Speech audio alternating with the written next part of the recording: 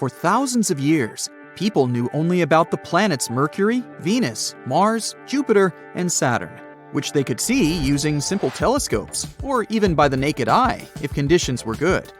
But in the late 18th century, a famous astronomer named Sir William Herschel discovered a new planet that was icy blue in color. At first, people thought it was a star, but later they realized it was a planet.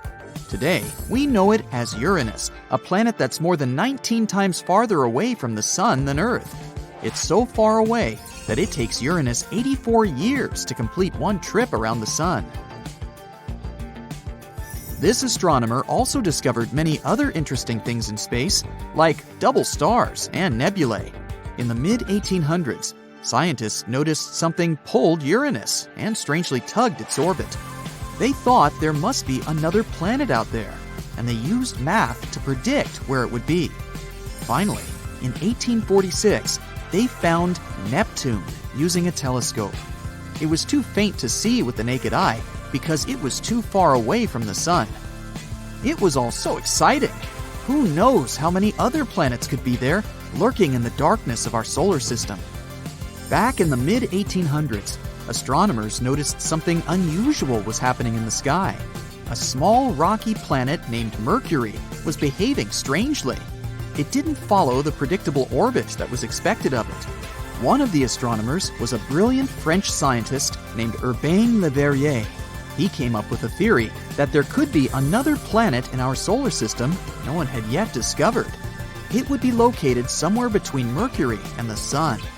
This hypothetical planet, which he named Vulcan after the Roman god of fire, would have an incredibly hot surface, and it could be a potential explanation for Mercury's strange behavior. He never surely claimed Vulcan was really the one thing disturbing the orbit of Mercury. But, excited by the possibility of discovering a new planet, astronomers all over the world took the idea of Vulcan. For a planet that didn't exist, people committed to developing ideas and getting information about it. Some scientists didn't think it was likely that they had missed another planet as big as Mercury. It would have been hard not to see it by then. But there was a tiny chance of a smaller planet existing inside Mercury's orbit that was too close to the Sun, so no one could see it. One theory said it was about 13 million miles away from the Sun.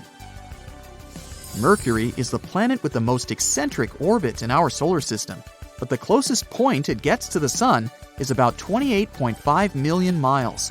This means Vulcan would be under half of that distance. The theory moved on, saying that if Vulcan existed, it would orbit the Sun every 19 days and 18 hours, and its path would be tilted about 12 degrees relative to the path of other planets in our solar system. Vulcan's position at its furthest point from the Sun would still be too close to the Sun to be seen with the naked eye, even during twilight.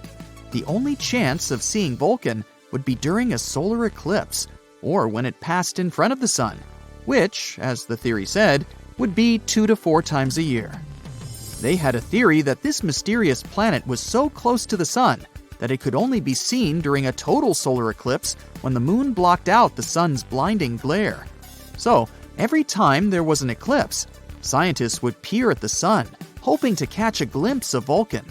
They were trying really hard, but no matter what, they couldn't find this mysterious planet. Some astronomers claimed to have spotted it during eclipses, but no one could ever confirm or find evidence for that. The theory of Vulcan was left waiting for some better times. Einstein had a different idea. You know about his theory of general relativity, right? That's where he claimed gravity wasn't some sort of natural force, but a result of space-time curved because of the presence of giant space objects, like planets and stars. Planets circle around the Sun in their usual orbit because space-time is curved. That means the planets are kind of falling towards the central star of our solar system. And Einstein tried to explain Mercury's unusual orbit using his own theory of relativity. Unlike the other planets in our solar system, Mercury's orbit wasn't that circular. Instead, it seemed to wobble slightly, as if there was an invisible force pulling it away. Einstein said this could be happening because the massive gravity of our sun was actually curving the fabric of space-time around it. He claimed it's possible this changed Mercury's orbit a little bit. It took the scientific community a while to test this theory, but it eventually seemed like the most plausible explanation. Even though Einstein's theory gave us a more elegant explanation for Mercury's strange orbit, some scientists were still holding out hope for Vulcan. It was especially hard to let go of the idea of Vulcan because Mercury is also the planet that's really hard to see from where we're standing. But later, more and more scientists started accepting Einstein's theory above their imagination. And they would observe a total solar eclipse specifically to test Einstein's theory of relativity, not because of Vulcan. And Vulcan is not the only hypothetical planet everyone was talking about. In the newer age, some believe there could be a mysterious planet lurking in the outer part of our solar system. But this one is more likely to exist. No one has seen it directly yet, but computer simulations show this so-called Planet 9, or Planet X, is probably somewhere there beyond Neptune. Neptune and Planet X could be similar in size. Planet X could be 10 times more massive than Earth and circles around our Sun in an elongated shape, which is on average 20 times farther from the Sun than Neptune.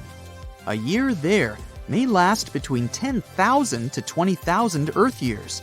By comparison, a year on Neptune lasts 165 Earth years. Something this big moving out there beyond Neptune could explain the unusual orbits of smaller objects in the Kuiper Belt. The Kuiper Belt is the area of our solar system beyond Neptune and where it orbits. And there are most likely many asteroids, comets, and some other smaller bodies there, mostly made of ice. There was another hypothetical planet called Nibiru. Remember those rumors that the world could end back in 2012? One of the popular scenarios was Nibiru, which some claimed would hit our home planet at the end of the year. Of course, nothing happened. We're still here, all set and good, but the idea of Nibiru seemed interesting. Stories started in the 1970s when a man named Zecharia Sitchin mentioned Nibiru in his book, The 12th Planet, claiming it orbits the Sun every 3,600 years. But there's no chance a planet with such an eccentric orbit wouldn't disrupt other planets in our solar system with its gravity.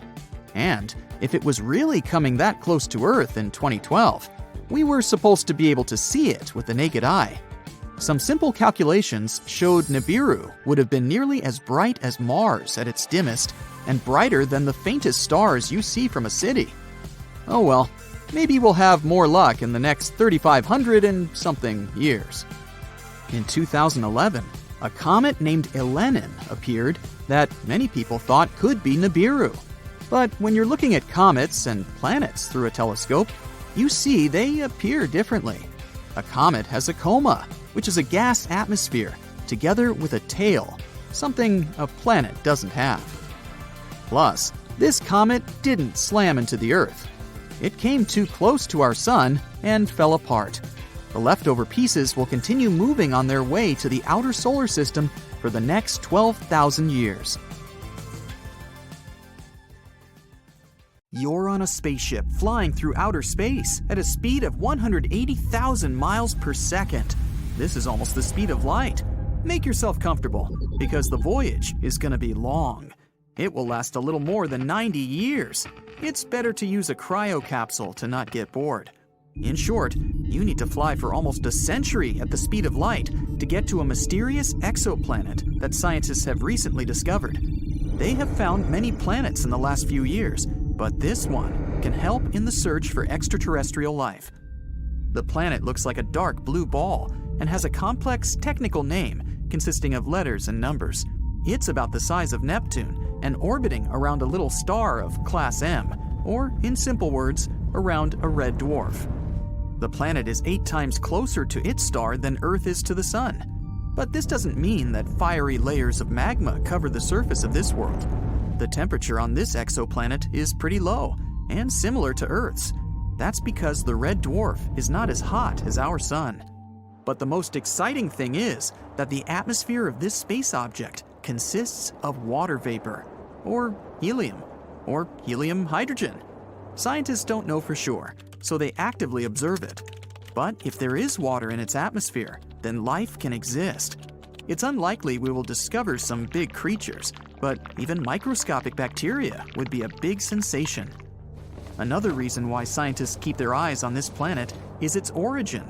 If they find out what the planet's atmosphere is made of, they'll understand how such objects can form around red dwarfs. This will be another little brick of understanding of how the universe works. Even if they discover life on this strange planet, it will be impossible to transport it from there for us to study. Fortunately, there's another massive object near Earth where microbes can live, and it's located inside our solar system. In 2020, scientists detected a strange gaseous substance in Venus's atmosphere. These were chemical residues of phosphine. This is a significant finding because phosphine exists on Earth near some microbes. They've recently discovered phosphine in penguins' bodies. Many people started to put out theories that these animals came to us from Venus. But, of course, this is not true. You can also find this substance among swamps and mud. So it was a big surprise when they found residual phosphine parts on another planet. It's weird, since life on Venus's surface most likely cannot exist. The temperature and pressure on the planet are just too high. But high up in the sky of Venus, the conditions are not so terrible. Perhaps some microbes live there. But scientists also know that volcanoes often erupt there. A chemical trace of phosphine may appear as a result of these eruptions. If this is the real reason for the appearance of phosphine, they probably won't find any life. Now they're spending a lot of money on the study of this planet. But let's go back to deep space. Over the past 20 years, scientists have been finding exoplanets far and not too far from us. Some of them orbit around dwarfs and big stars, but some planets exist entirely alone. They don't belong to the orbit of any star. They are abandoned in cold outer space. Another exciting thing is that scientists haven't found a planetary system similar to our solar one. All distant exoplanets are located at different distances from their stars.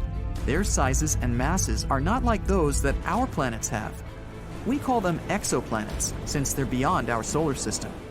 Some other fascinating space objects are super-Earths.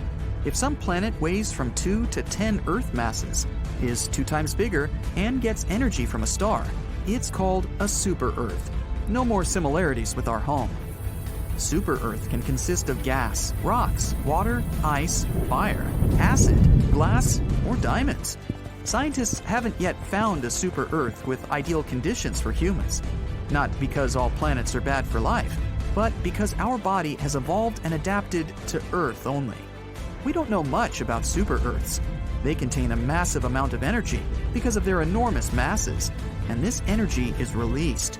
Therefore, frequent volcanic eruptions and earthquakes occur on many of these planets. Thunderstorms happen there almost every day. And by the way, one day there lasts several times longer than our 24-hour one. Let's imagine you're on the spaceship again, traveling to some super-Earth. So here it is, massive, orange, majestic. You put on a spacesuit, get into a space capsule, and you change your mind. The whole planet resembles a fiery, boiling ball. If it has any life, it must be some invulnerable creatures. You're not like that, so you fly away to look for another super-Earth. A couple light years away, that giant ball seems to be a friendly place. Wait, this world is located far from its star. The temperature there is so low that even molecules freeze. Antarctica is like a hot desert compared with this super-Earth. You continue your voyage and finally find a perfect spot. It's 3 times heavier and twice bigger in size than Earth. It consists of rocks, gases, and possibly water. You descend to the planet on the transport capsule, open the door, and take one step. Your legs are too heavy. Your whole body has gained weight. You feel as if you were carrying a huge box of bricks on your back. You can't even walk a few feet. And the reason for this is gravity. The greater the weight the super-Earth is, the greater its gravitational force becomes. You're pressed to the ground, and your muscles are too weak for this. Also, increased gravity provokes active fluctuations of tectonic plates. Earthquakes and landslides happen on this planet pretty often. The rocky surface here is constantly changing. To live on such a planet, you would need to develop new technology to build houses. You get back into the capsule and fly away, but not too far. The planet's gravity doesn't allow your ship to rise high into the sky. It's like ropes pulling you down. You use all the remaining fuel to overcome the gravity and go beyond the atmosphere. Another problem with such worlds is meteorites. Gravity attracts not only your ship, but also colossal space objects flying by. A giant asteroid can get off its route because of the attraction of the super-Earth. It can hit the planet in the form of a meteor shower, but the falling speed is also faster, so the destruction will be more massive. But the worst thing that can happen to the super-Earth is the stoppage of the planet's core, caused by high pressure. Hundreds of billions of tons of solid rock can squeeze the heart of this world, and the core should always be in motion to perform its primary function, keeping the magnetic field working. Solar storms and cosmic radiation can create severe problems for all life on the surface. On Earth, these storms disrupt the operation of electronics and affect human health. This happens even if small holes appear in the magnetic field. And what would happen if all the protection disappears? The energy of the closer star and the radiation from distant space would quickly destroy the super-Earth and make it impossible for life to develop. All these events can happen to a super-Earth with ideal conditions for living. And such a planet is a rarity. Most super-Earths have terrible surfaces and atmospheres. There's a planet where the air is so hot that it can evaporate metals. The fiery wind simply splits any solid substance into molecules. Such a super-Earth is more like a star, not an ordinary planet. Also, there's another super-Earth, wholly covered with water. You won't find a single piece of land there. The ocean floods any island in a second. And underwater, there are volcanoes. They erupt almost every hour, releasing billions of tons of magma. Because of the heavy weight, the planet is slightly tilted. When it rotates around its axis, the water flows from one side to another. This creates huge destructive tsunamis bigger than the size of Everest. And how about a super-Earth where it's raining diamonds or sulfuric acid? The surface of another distant world is blown by winds consisting of glass. There's a lot of fire and sand.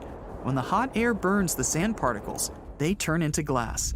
Among all such planets, ours seems to be a paradise. But perhaps for some strange organisms living at the distant end of the galaxy, Earth may seem to be a terrible world. While we may think of ourselves as advanced after catching a glimpse of the 8 planets of our solar system and their 200 moons, we really have little idea of what's out there. So much so that there's speculation that there might be one more planet in our solar system. Scientists call it Planet X or Planet 9. This undiscovered world could be hidden way out past Neptune.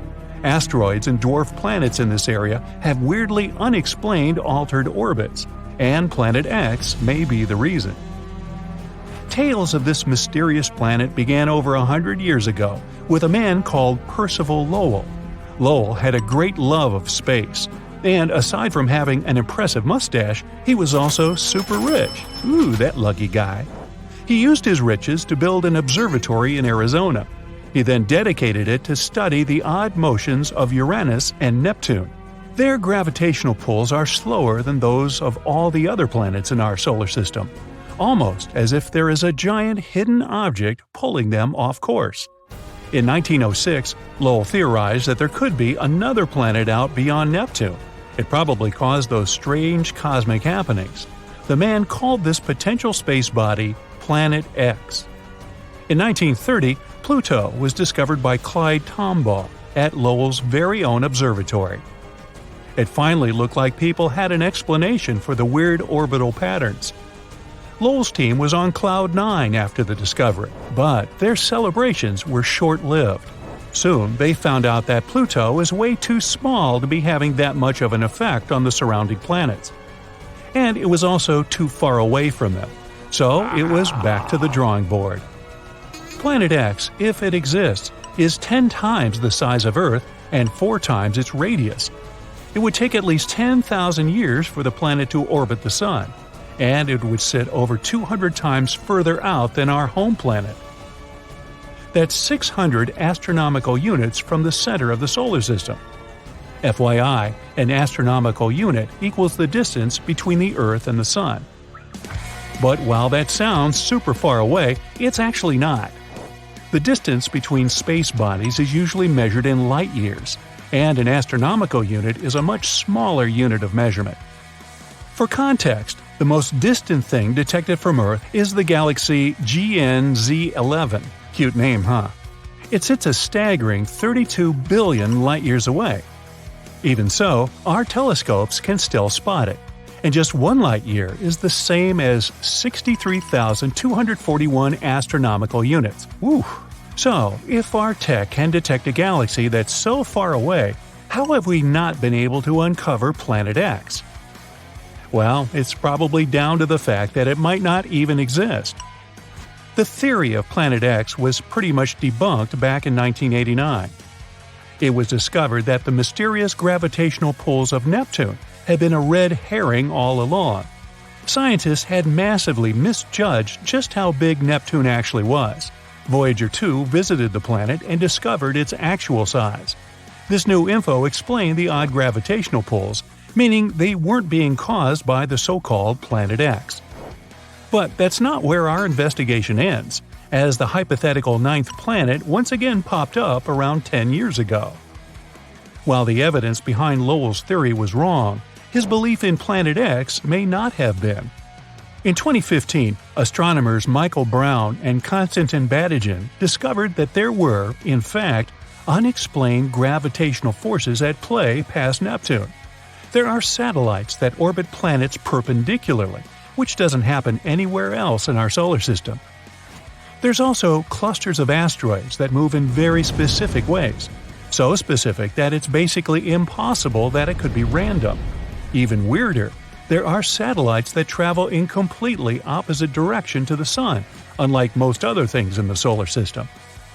A planetoid called Sedna also appears to be being pulled towards something, along with 6 others, all going in the same direction. And Brown and Batygin aren't just any other stargazers. They're both well-respected scientists at the top of their game. Konstantin Batygin has been named in Forbes as one of 30 scientists who are changing the world. And Mike Brown was the man who rebranded Pluto as a dwarf planet. This means that when these guys say something, it's usually pretty legit, and you should probably listen. But the only way we can really prove Planet X exists is to actually find it, and this has turned out to be pretty difficult. To locate the planet, we'd need to use a method called transit photometry. This is basically where we monitor a whole bunch of stars for a long time and look out for any dips in the light they give off. These dips would likely be caused by a planet getting in the way, and ta-da! The existence of Planet X could be proved.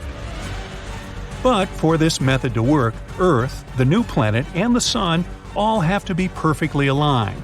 These circumstances are pretty rare, and if these conditions don't exist, the dip in light won't happen. Plus, this method would only really work with planets that are closer to the Sun than our Earth. That's Venus and Mercury. For anything past Earth, this technique is pretty much useless. Another technique we could use is to find the potential planet through a good old-fashioned telescope. But, as you can imagine, that's insanely tricky. The furthest object that we've found in our solar system is a planetoid appropriately named Far, Far Out. But that's only 140 AU away from the Sun. That's only like a quarter of the way to Planet X. We can only see an object because of its brightness. The Sun is very visible to us because it emits huge amounts of light. And we can see the Moon because it reflects the Sun's light. Technically, the Moon has no right to appear brighter than everything else in the night sky. It only seems brighter because we're closer to it. The farther away an object is, the less bright it appears to us.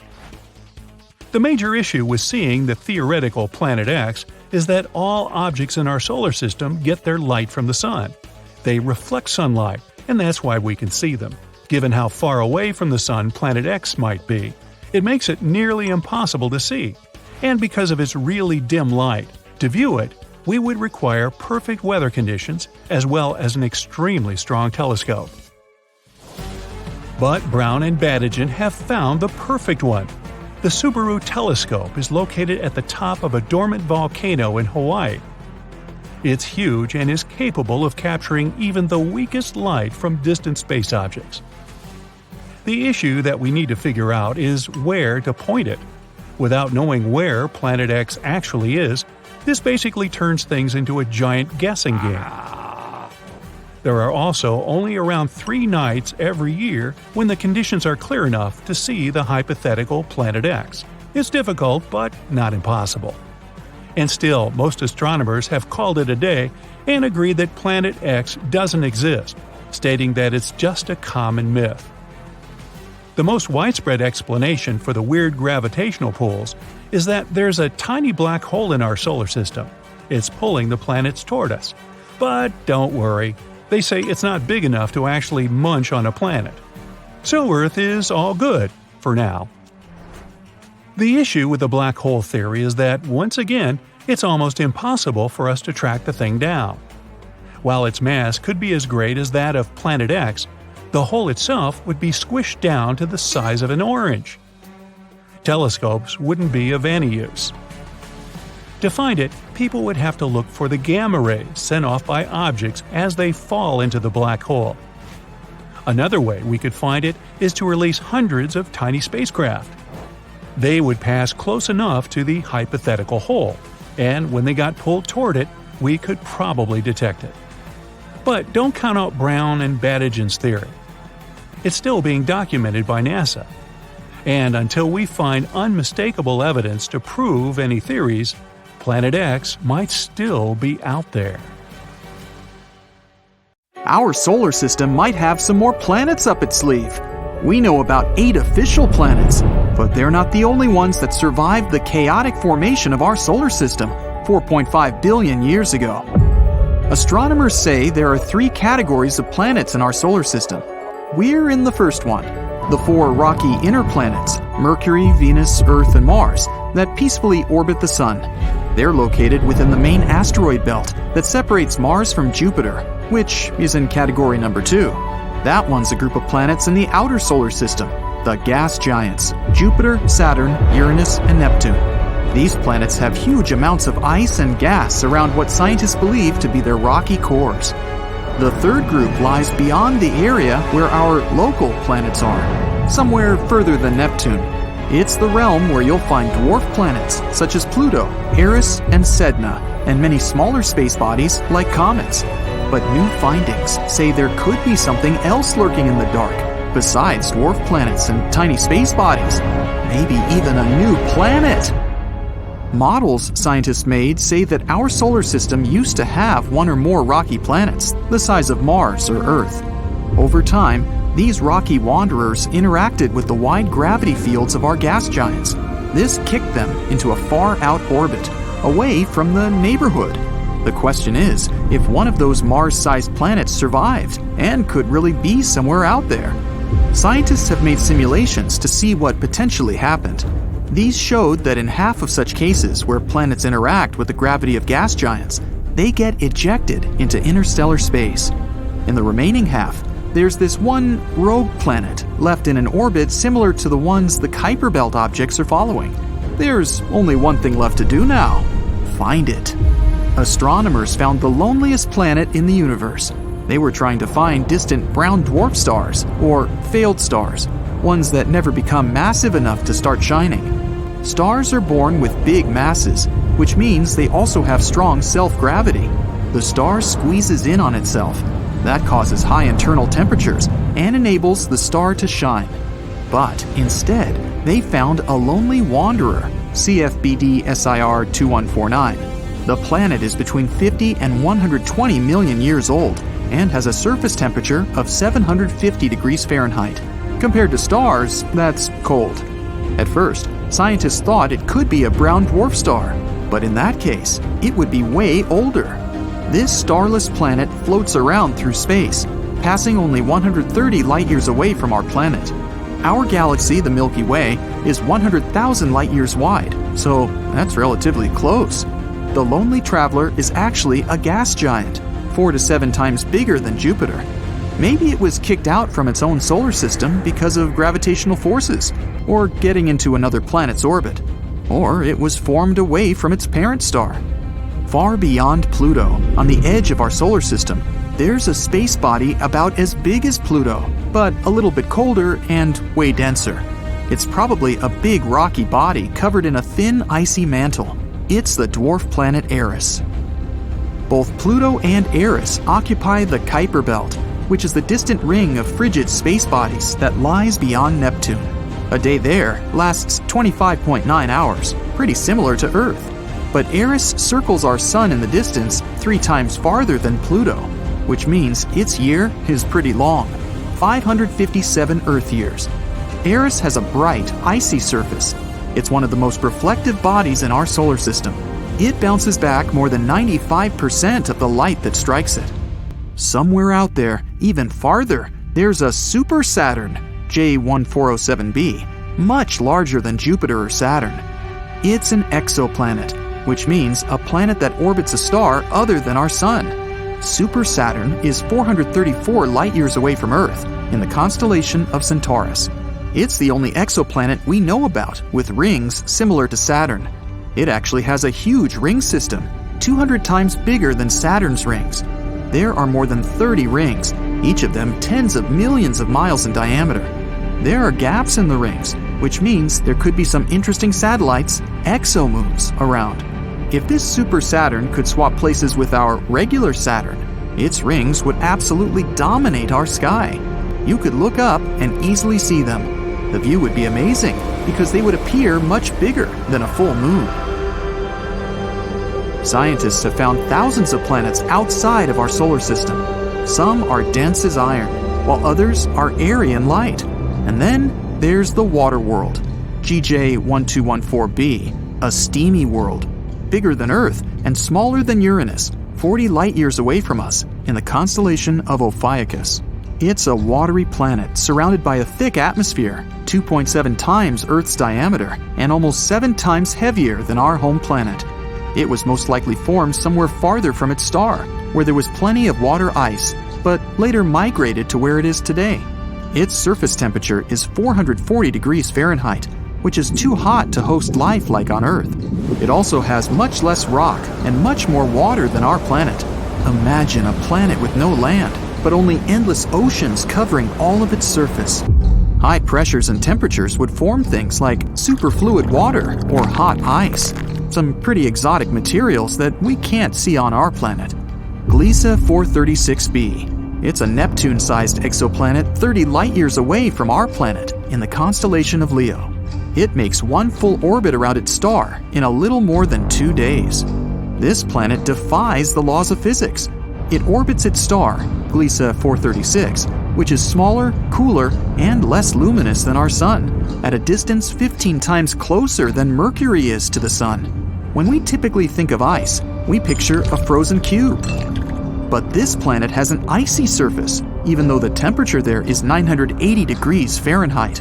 This temperature is way above the melting point, but the ice remains solid and burning hot. This happens because of very strong gravity. It compresses the water vapor in the atmosphere into solid ice. The pressure here doesn't allow the ice to melt, no matter how hot the surface is. Now imagine being on a mysterious planet and it suddenly starts raining sapphires and rubies. One distant exoplanet, HAT P7b, a gas giant 1,000 light-years away from Earth in the constellation of Cygnus and 16 times bigger, has specific weather and pretty violent storms. Rubies and sapphires are scattered across the planet when it's raining. On the planet's night side, there's a high amount of corundum in the atmosphere. And corundum is what mineral gems such as sapphires and rubies are made of. Clouds of corundum give such an amazing view. The planet is plagued by severe winds that often turn into powerful storms that push huge masses of those clouds across the planet. Although the planet is uninhabitable, it would certainly be cool to come there and pick up some gems. Still, the weather is pretty wild. Plus, the temperatures are over 4,600 degrees Fahrenheit. By comparison, Venus is the hottest planet in our solar system, and its temperature is only 900 degrees Fahrenheit. Looking over the expanse of space, you can see a beautiful little blue dot in the endless darkness. It's an exoplanet, HD 189733b, that lies 63 light-years from us in the constellation of Vulpecula. But it's way hotter and larger than our planet, around the size of Jupiter, and it completes its orbit around its host star in only 2.2 Earth days. That orbit is so close that the planet is most likely tidally locked. That means it's always showing only one face to its star, like our moon always shows one side to Earth. The weather here is crazy. The winds blow at up to 5,400 miles per hour, which is 7 times the speed of sound. The fastest wind on Earth only hit the mark of 230 miles per hour. And it gets better. The rain here is not made of water, but of molten glass. Clouds are made of silicate atoms and particles. They are the key element that gives the planet its cobalt blue color, not the reflection of oceans, which is the case with Earth. Earth used to be purple.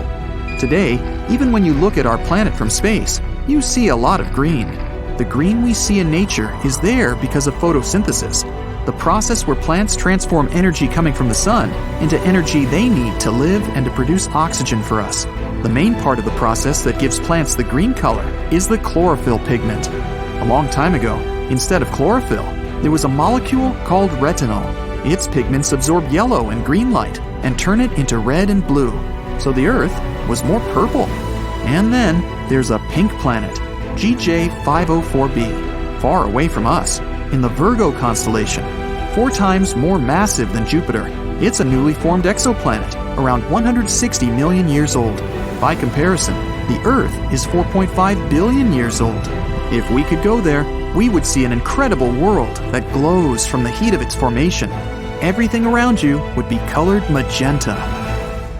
25 light-years away from Earth, in the constellation Lyra, there's a young star, Vega. The brightest and one of the most famous. This star is twice the mass of our Sun.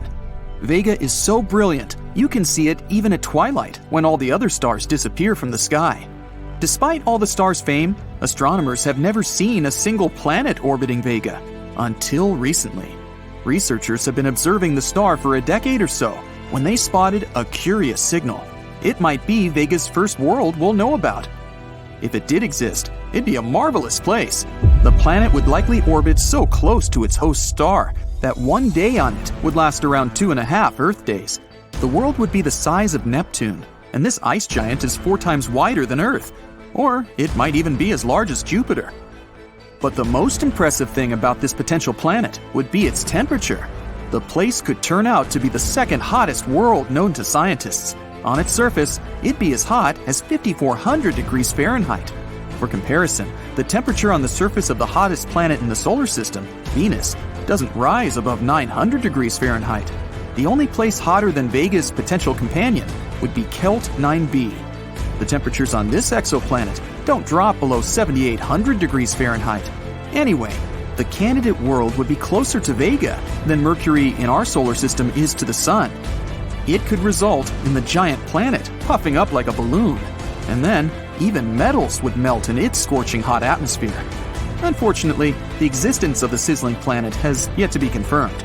Astronomers think that the easiest way to prove it is by trying to spot the light emitted by the unusual planet. And since we're talking about planets, are there any worlds out there that resemble Earth? Astronomers have discovered and confirmed more than 4,000 exoplanets, but it's no secret that thousands of other candidates are still waiting for their turn to be detected. Of course, not all of these planets are like our Earth, but some are. For example, Gliese 667cc. This world is only 22 light-years away from Earth. Scientists aren't sure if the planet is rocky, but they know the place is more than 4 times as massive as our planet. The star of Gliese 667cc is a red dwarf. That's why it's much cooler than our Sun. So, the exoplanet is likely to be in its star's habitable zone. But this idea hasn't been confirmed yet. The Earth-like planet might be moving too close to the star. Then it can be regularly baked by its flames. Kepler 22b is much farther away than the previous world. If you wanted to reach that planet, you'd have to travel 600 light-years. This world, which is more than twice as large as the Earth, lies in the habitable zone of its host star. but it's unclear whether it's liquid, gaseous, or rocky. Kepler's 69c is almost 70% bigger than our planet. It's also very, very far away, 2,700 light-years. It'd take you 54 million years to travel the distance that great in a modern spacecraft. Researchers aren't sure what Kepler 69c consists of, but they think it's likely to lie in the habitable zone. The planet's position in its solar system is like that of Venus and ours. But since the host star is only 80% as bright as the Sun, the planet shouldn't be affected by its heat that greatly. Kepler 452b is the most Earth-like planet astronomers have discovered so far. It resides 1,400 light-years away from our planet. Its host star is very similar to our Sun, and the planet, lying in its habitable zone, is 1.5 times the size of Earth. Scientists also think that Kepler 425b is likely to be a rocky world. Are any of these or other planets besides Earth suitable for life? There are 24 potentially superhabitable planets, and one of them met not one, but two criteria astronomers have for such worlds. KOI 5715.01 is 5.5 billion years old and around twice the size of Earth. It orbits an orange dwarf a bit less than 3,000 light-years away from our planet. Its surface temperature might be 4 degrees Fahrenheit cooler than that of Earth, but since the planet's atmosphere might have more heat-trapping gases, the place is likely to be superhabitable. Another potential superhabitable planet is KOI 5554.01. This world is a bit older than our planet, 6.5 billion years against our 4.5 billion. The exoplanet's size is likely to be the same as Earth's. The planet orbits its host star, a yellow dwarf, and the average temperature on its surface is 80 degrees Fahrenheit. What planets are visible from Earth? Mercury is the nearest to the Sun in our solar system, but since this planet is so close to the star, you can only see it just after sunrise, in the early morning, and at dusk. From up close, the place looks a bit like the good old moon.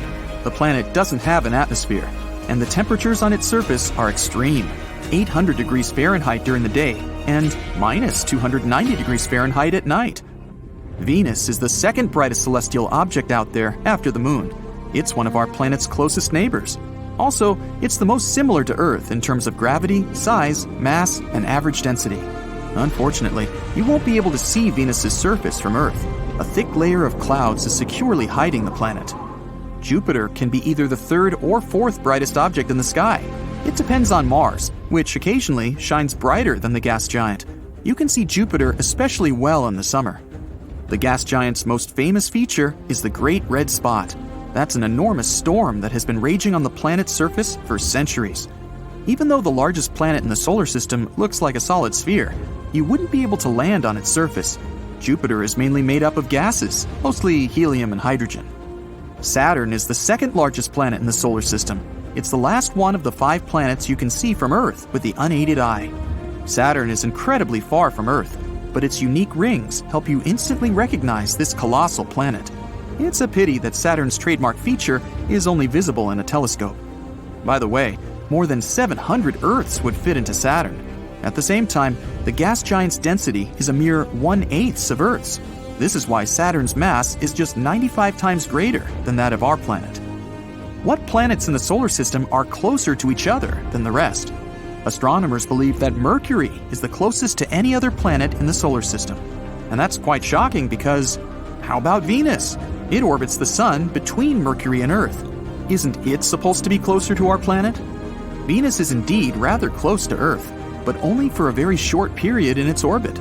The rest of the time, Venus is much farther away, but Mercury's orbit doesn't let the planet move too far away from the Sun, and it's closer to Earth more than 50% of the time. The same principle works with other planets too. Even gas giant Neptune is farther from Uranus than from Mercury. Most of the time, the two larger planets are on the opposite sides of the solar system. Their orbits sometimes do bring them very close to each other, but it happens very rarely. And how about planets outside the solar system? Astronomers have recently discovered 2 worlds traveling around the same star. Their orbits are often so close to each other that each planet looks like a huge full moon from the surface of the other. It occurs every 97 Earth days. These planets are about 1,200 light-years away from Earth. Their composition and size are different. but the distance between them is a mere 1.2 million miles. That's 5 times the distance between Earth and the Moon, and it's closer than any other planets astronomers know about. One of the newly found worlds is more than 4 times as massive as our Earth. It's likely to be rocky. The other is a gaseous planet the size of Neptune and almost 8 times as massive as our planet. Scientists haven't figured out yet how such dramatically different space bodies ended up in such similar orbits. We've been focusing on trying to find life on Mars so much, while there is this gem waiting to be explored. This planet is the 6th farthest from the Sun and the 2nd largest in the solar system. You'll find it right behind Jupiter. I'm talking about Saturn, or as they sometimes call it, the jewel of the solar system. It's so different from our planet. First of all, you wouldn't be able to stand there. While Earth consists of rock and other tough stuff, this planet is like a giant ball, mostly made of gases. If you found a swimming pool huge enough to fit Saturn, you could see the planet floating in the water. No wonder, Saturn is the least dense planet in the solar system. It also contains a lot of helium. You know, the gas you put in balloons to make them hover in the air. Saturn is a very windy planet. Winds there are more than 4 times stronger than the ones we have on Earth. A day over there lasts 10 hours and 14 minutes because Saturn spins on its axis pretty fast. But the planet takes its time while going around the Sun. A year there equals 29 Earth years. Saturn's radius is more than 36,000 miles. It means the gas giant is 9 times wider than our planet. If Earth was the size of a nickel, Saturn would be as big as a volleyball. Even though some of our planets in our solar system also have rings, Saturn's are the most spectacular ones. You can even see its rings from Earth. And no, you don't have to be a scientist with insanely expensive equipment. All you need is a small telescope. Saturn's rings are not firm. They are made of pieces of dust, rock, and ice. Some of them are as small as grains of sand, and some as big as a house or even a mountain.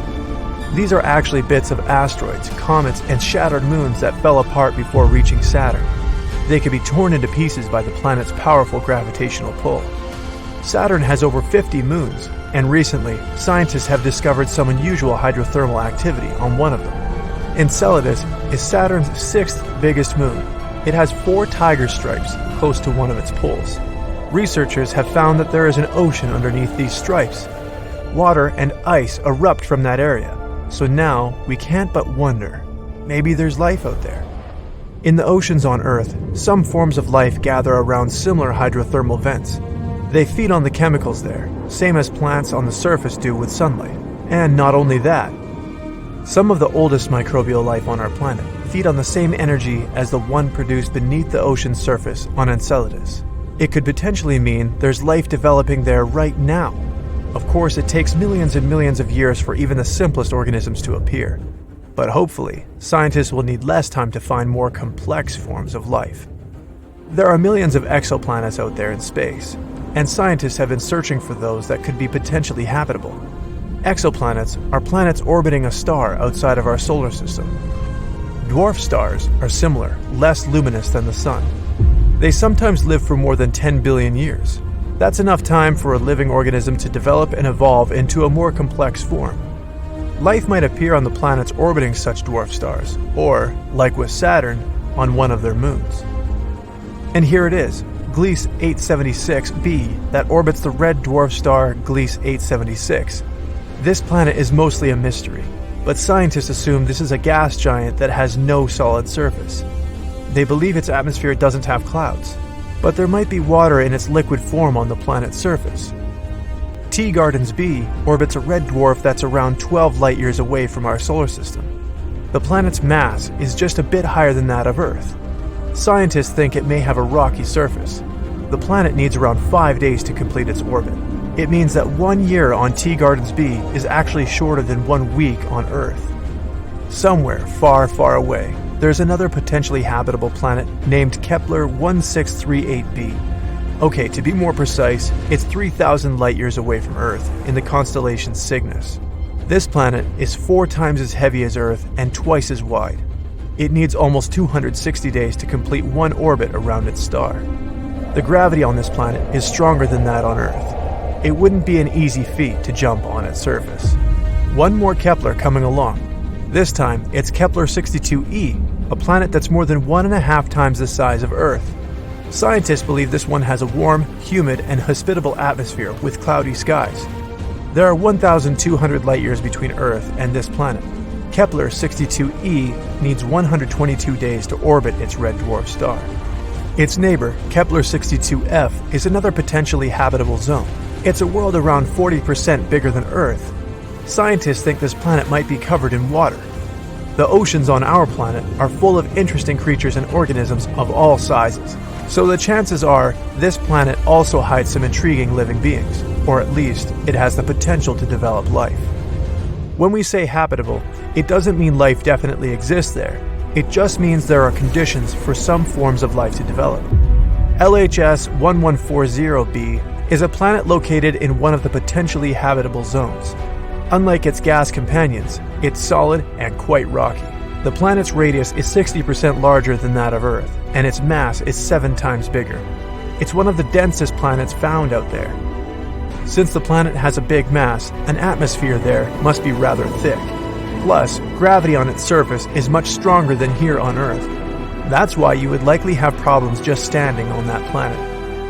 Hello and greetings from TRAPPIST-1, an ultra-cool dwarf in the constellation Aquarius. It's around 39 light-years away from us. 7 Earth-sized rocky planets are orbiting in the star's habitable zone. All of them can potentially have some water on their surfaces. The temperature on these planets is more or less similar to that on Earth. On the Moon, gravity is only 16% of what we have on our home planet. That's why the astronauts could hardly control their movements when they visited our natural satellite. But when it comes to the gravity on TRAPPIST-1 planets, you would probably feel good and comfortable there. And Kepler, once again. This time it's Kepler 452b. It's a rocky planet 60% larger than Earth. Its parent star is similar to our Sun. This planet has actually spent around 6 billion years in the habitable zone, while Earth has been there for a mere 4.5 billion years. This planet needs 385 days to orbit Kepler 452. This star is around 20% brighter than our Sun, but has the same temperature. The whole system is very far from our little oasis. It would take you 28 million years to get there. And now, how about KOI 7711.01? It's another intriguing world 1,700 light-years away from us. This planet is only 30% bigger than Earth. It gets almost the same amount of heat as we receive from our Sun. Sometime in the future, people might start colonizing the galaxy. They would be looking for new planets to live on. Then we'd certainly have to make really long trips, and maybe one day we'd reach Proxima Centauri.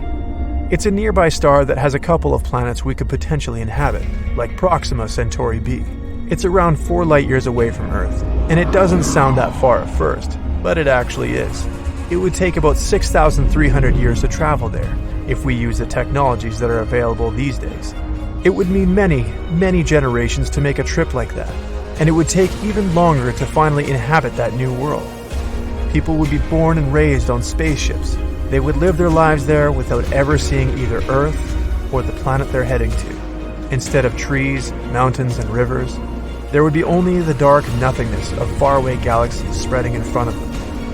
They would never be able to wander unknown streets, breathe in the fresh air, feel the wind. The only place for them to travel to would be another part of the ship. Certainly, such a journey wouldn't be simple, but it would pay off if people managed to build some more beautiful worlds, like the one we have here on Earth. Is that even possible? Time will tell. Okay, quick space riddle. Why is the search for life in the universe like a tree? Because you're always looking for a place to plant it. You know, plant it, planet. Okay, settle down. Anyway, water is the basis of life in any part of the universe, so potentially inhabited planets must have liquid water on them to support life. An incredible number of circumstances must come together for this. The planet must be in the habitable zone of the star. Then the temperature and atmospheric pressure on the planet's surface will be suitable for simple life forms to begin to evolve. A little closer to the star and the water will evaporate, leaving no chance for oceans and seas to form. This is what happened on Venus. It has a size and mass similar to the Earth, but it's too close to the Sun and no life can exist on its surface. too far from the star, and the planet becomes too cold. Water can only exist in the form of ice on the surface, and there just might be liquid water deep below. Neptune is one example of this. In addition, the planet must be solid and have an atmosphere that protects it from solar radiation and allows living organisms to breathe. In our galaxy alone, there are countless stars. Really, you can't count on them. Near each one of them may be a planet. They're called exoplanets, and some of them may be in the habitable zone and have everything for life to form on them. From a list of 4,500 known exoplanets, scientists have identified 24 that can be superhabitable. This is the type of planet that is suitable for the existence and evolution of life, even more than the Earth. Such planets must be twice as massive as the Earth and 1.3 times larger. A bigger size means stronger gravity and a denser and warmer atmosphere. This will ensure a greater diversity of all living organisms on the planet. In addition, we should pay attention to the host star around which the superhabitable planets will orbit, and there should be a McDonald's nearby. Ideally, it should be smaller than the Sun and have a lifespan of at least 15 to 30 billion years. For comparison, the lifespan of the Sun is under 10 billion years, and it took about 4 billion for complex life forms to appear here. Stars such as the Sun can simply run out of fuel before life can develop on its exoplanet. Scientists suggest focusing on dwarf stars. They're smaller and less luminous than the Sun, but their lifespan can be between 20 and 70 billion years. This will give living organisms enough time to develop and evolve. Climatic conditions on superhabitable planets will also be different. The average temperature should be 8 degrees Fahrenheit higher than on Earth, and there should be more water in the form of clouds, liquid, and humidity. These conditions are the most favorable for biodiversity, so the whole planet would be looking like tropical forests on Earth. All 24 candidates for the title of Better Than Earth, are more than 100 light-years away from us, and with the advent of the new generation of telescopes, we'll probably be able to find out exactly if there is life there and if the conditions there are suitable for humans. Now, let's take a look at the potentially inhabited exoplanets. Teegarden b. It's an exoplanet that orbits a red dwarf star about 12 light-years away from the solar system. Typically, red dwarfs can emit flares that blow away the atmosphere of the planets in its orbit. But this host star is calm and relatively passive. Teegarden b has almost the same mass as the Earth. It makes a complete circle around its star in about 5 days. Yep, you got it right. A year on Teegarden b is less than a week on Earth. Hold on to your hats. The furthest potential inhabited planet is Kepler 1638b. It's in the constellation Cygnus, about 3,000 light-years away from us. It belongs to the Super-Earth class. It's twice as wide and 4 times as heavy as our home planet. The gravity on it will feel much stronger. Even a normal jump will be much harder for you than on Earth. Although, if this planet is really inhabited, local life is used to such conditions. LHS 1140b. This planet is very rocky and solid.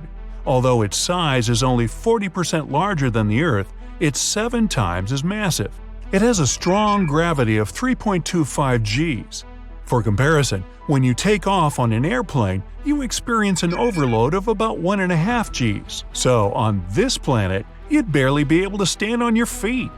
Because of its large mass, this planet has a thicker atmosphere, and because of the greenhouse effect, its temperature can be above 19 degrees Fahrenheit, and it rotates around its star quite quickly.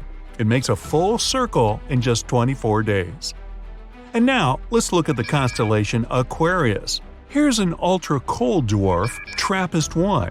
A small planet orbits in its habitable zone. It's 3 times lighter than the Earth. Its temperature is similar to ours, but the gravity is half as weak. But we would still feel comfortable there. Remember the people that went to the moon? There, the gravity is only 16% of the Earth's. That's what makes the astronauts move so funny. Kepler 452b is in a system that resembles the older sister of ours. The host star is only 11% older than our Sun and is almost 2 billion years older. The exoplanet itself is 6.5 billion years old, compared to 4.5 billion of Earth's. But these sisters are very far from each other. If you travel at the speed of the New Horizons spacecraft, it will take about 26 million years to get there, so bring a big lunch. This is the closest exoplanet to us, Proxima Centauri b. It orbits the red dwarf Proxima Centauri, which is the closest star to the Sun. This planet is just 4.2 light-years away from us. Its size and mass are very similar to those of the Earth. It probably has an icy structure, like Neptune. Although Proxima Centauri is the closest star after the Sun, we can't see it with the naked eye because it's too dim. So, all these planets, including the 24 that scientists have recently found, are in the habitable zone of their host stars. And, in theory, we can colonize them and make them suitable for human life in the future. But here we'll have to solve one big problem. Even the nearest exoplanet is too far away for us today. Our modern rockets can fly at 5 times the speed of sound, and even at such speeds, it will take us more than 100,000 years to get to Proxima Centauri on one of them. Well, we need to come up with something a bit faster to travel to a new home on one of these exoplanets. And perhaps scientists already have the answer. Warp drive. Ooh. This is a piece of technology that will allow us to manipulate space and time. It creates a kind of a bubble in which the normal laws of motion don't work. So the spacecraft will be able to significantly exceed the speed of light. And this isn't science fiction. Humanity already has such technology, although just in theory yet. It's Alcubierre warp drive. And no, I didn't make that up. Since no object that has mass can travel at the speed of light, we need to do one trick. The spacecraft has to move by compressing the space in front of it and expanding it behind it. Thus, not only the ship is moving, but also the space-time inside this warp drive bubble. And the maximum speed can be 10 times that of light.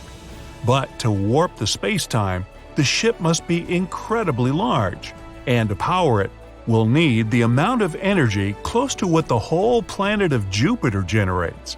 Still, recent calculations of NASA's Jet Propulsion Lab show that the ring around the ship, which should create the so-called warp field, shouldn't be perfectly round, as it was thought before.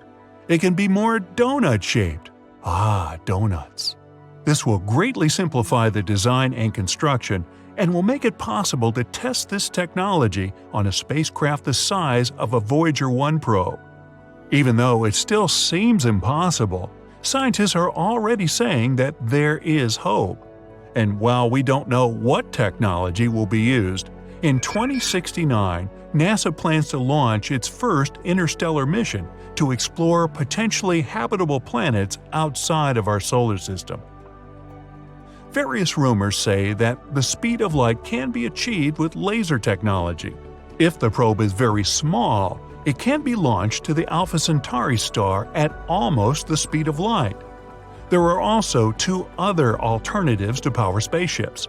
These are nuclear energy and energy from matter and antimatter collisions. Ooh! These technologies are still a mystery to humanity, though. Well, for the time being, stay tuned.